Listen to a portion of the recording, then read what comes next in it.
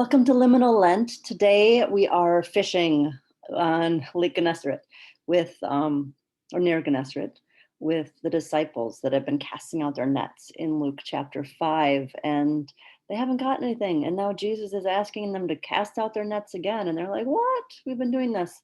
What? Why would it be any different now?" And he just says, "Just listen and do it." And then their nets are so full they're overfilled, and they need help. Um, So I have a story from our book, How to Lead When You Do Not Know Where You're Going, Liminal Season. I'm just going to read it from this. It's about Anna's story. There's a long-standing story told in a congregation I once called home. It was the story of Anna B. Quick, a lay woman who was credited with saving the church over 100 years ago.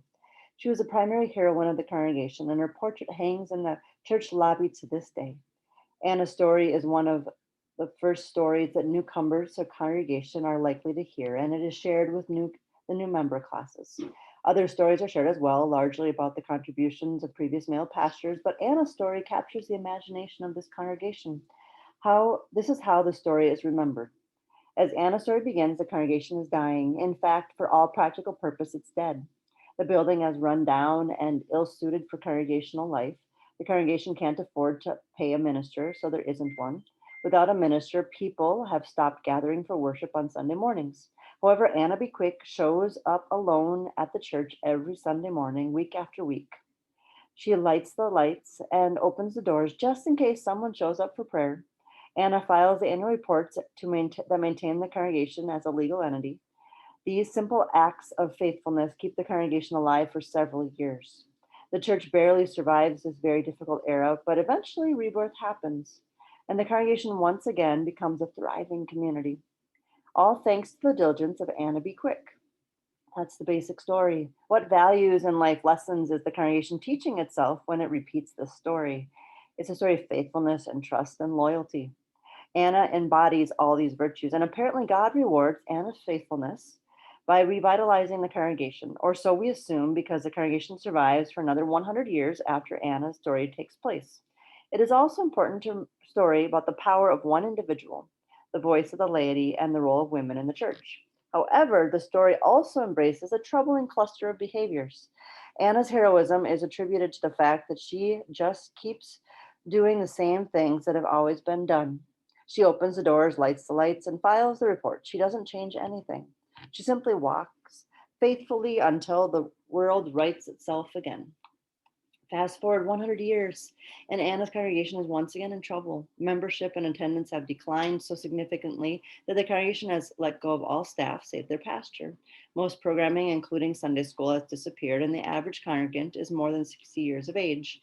The new pastor of this congregation has been trying to introduce innovative ideas to the leaders. People verbally support his initiatives, but no one seems willing to invest time and energy in bringing new ideas to fruition. The congregation is stuck. But members still love to tell the story of Anna B. Quick, a story in which the heroine does nothing but the faithful few things that have always worked. Out of curiosity and frustration, the pastor digs into the archives of the congregation to research Anna B. Quick's story. Remarkably, he learns fresh parts of the old story that the congregation never tells. It seems that revitalization of the old church happened when Anna and a few others gave sacrificially of the old church, sacrificially of their own personal income in order to hire a new pastor. Anna led the congregation in the decision to tear down the old building, and she helped raise the funds to build a new sanctuary. The church began to thrive once these bold initiatives were underway. Why does the present day congregation tell only a truncated version of the story when they remember Anna's role in the turnaround of the church? Because they want to believe that they can experience the same kind of revitalization with their simple acts of faithfulness and loyalty. They are frightened by the prospect of bold new initiatives and risky undertakings. A part of the story that the congregation tells about Anna isn't false, but it isn't authentic to who Anna was. I am not certain at what point the Anna B. Quick story was truncated in its telling, but it is clear that the pastor's research that the congregation is not remembering rightly. The pastor began to teach Anna's more authentic story to the congregation as a way of introducing some risky changes on the horizon.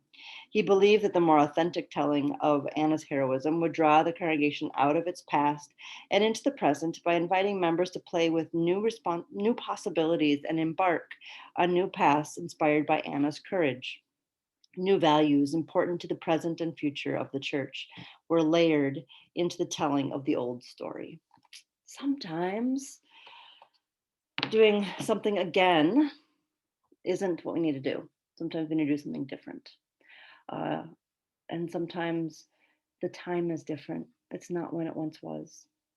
And so we can try something again. There's some discernment there. But I also invite you into thinking about your stories.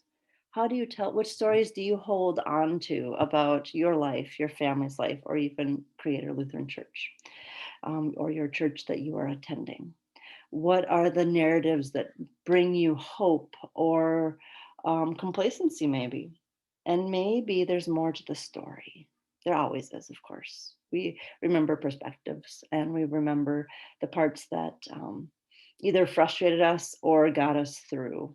And the reality is, like we learned in Inside Out, sadness and joy come together, hard work and revitalization come together. Um, and so remember the full story as we cast out our nets. And maybe we're trying something new. Maybe we're trying to catch a different kind of fish.